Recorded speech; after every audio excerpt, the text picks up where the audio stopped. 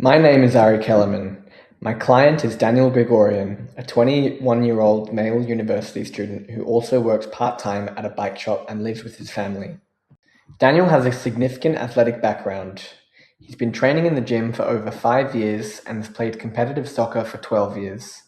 He came into the clinic well above the active adult threshold with a strong foundation in both strength and aerobic fitness.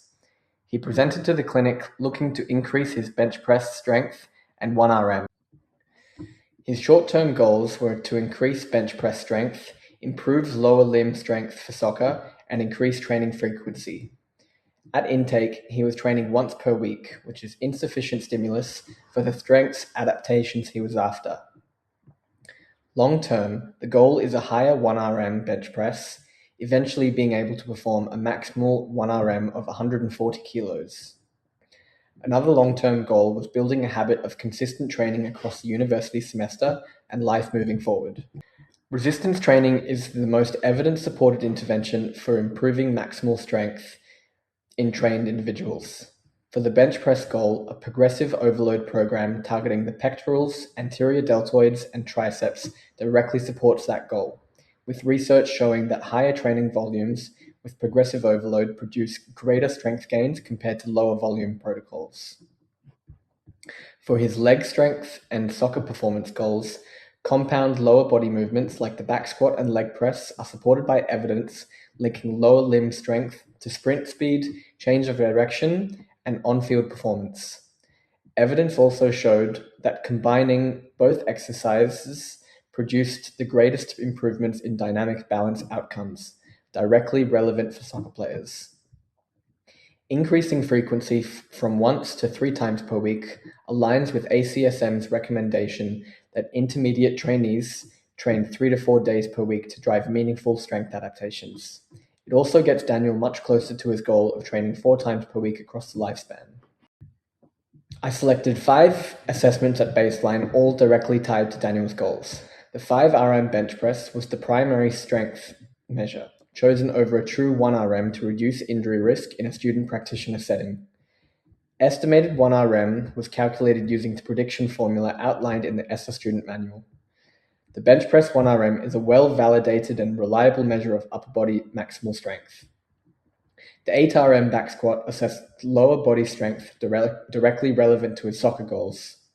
Lower limb strength is linked to sprint speed, agility, and on-field performance in soccer players.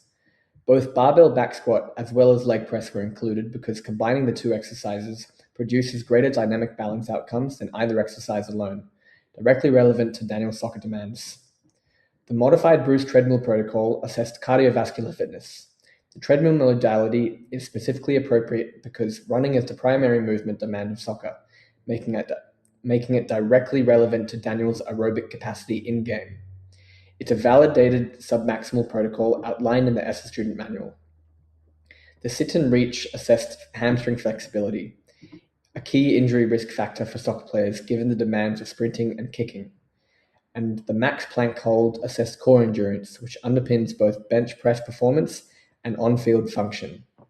Key changes in the results include bench press estimated 1RM went from 114.3 to 120 kilos, a 5.1% increase, staying in the excellent category. This reflects the primary goal being met. The back squat estimated 1RM improved from 87.5 to 100 kilograms, a 14.3% increase, which is meaningful. Plank hold improved from 100 to 110 seconds, moving from low average to average. Estimated VO2 max showed a slight drop from 45.29 to 42.53 milliliters per kilogram per minute, which is likely a testing anomaly rather than true deconditioning given Daniel's high weekly sport load. The resistance training program followed a linear progressive overload model across 5 in-clinic sessions weeks 7 to 11. The program prioritized compound multi-joint exercises including bench press, back squat, which transitioned to leg press, and shoulder press, with additional accessory work, diamond push-ups and plank for core and tricep support. Additionally, as time management became stronger, seated cable rows and machine chest press were included in the program. Frequency was 3 times per week total, 1 in-clinic Friday session, plus 2 independent gym sessions on Monday and Wednesday before soccer training, consistent with ACSM's recommendation of 3 to 4 days per week for intermediate trainees. Intensity. Progressive overload from RPE 6 in week 7 up to RPE 9 in week 11. Loading from around 80 to 95% estimated 1RM. The time was 60 minutes in clinic and 30 to 40 minutes for their gym sessions given their pre-soccer training. The bench press increased by 2.5 kilograms per week from 90 kilograms in week 7 to 100 kilograms in week 11, with RPE rising as load approached the client's working max. Rest periods extended from 1.5 to 2 minutes in weeks 10 and 11 to accommodate the higher intensity. This reflects the linear progressive overload model. Mid-session in week 8, Daniel disclosed a history of prior back injury, something that wasn't captured on his EXSC pre-screening at intake. No current pain was reported. However, given the axial loading demands of the barbell back squat, we transitioned to the seated leg press from week 9 as a precautionary measure. Evidence supports this decision as data shows leg press training produces effective lower body strength and balance adaptations. Daniel's main constraints were time and cognitive load. His week was consistently full with university work and soccer, making 4 gym sessions per week difficult to sustain.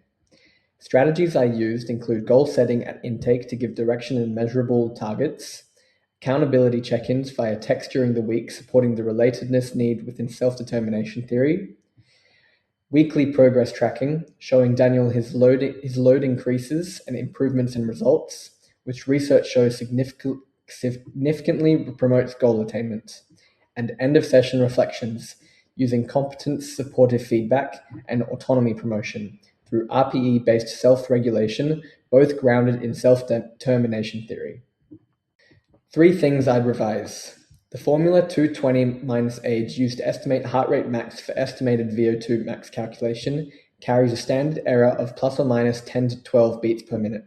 Combined with the 30 BPM extrapolation gap between Daniel's final heart rate of 169 and his estimated max of 199, there's a significant compounding error in that VO2 max estimate. That likely explains the apparent drop at retest, which is most likely a testing anomaly and not true deconditioning. In future, I'd use the Tanaka formula, 208 minus 0.7 times age, which is more validated. Injury screening at intake. Daniel's past back injury only came out mid-session in week 8 after squats had already been completed across 2 sessions. The EXSC pre-screening didn't catch it. In future, I'd supplement the form with targeted verbal questions at intake, specifically asking about any musculoskeletal issues, even if resolved. I'd also teach how to fail safely on the bench press from week 7 and the first training session, not week 10 as happened here. Time management and preparation. Week 6 ran over and cardiovascular training wasn't completed. Going forward, I'd arrive with a timed session plan, minutes per exercise block, and rehearse the order beforehand. The standard of preparation should have been more professional from the first session rather than developing across the semester.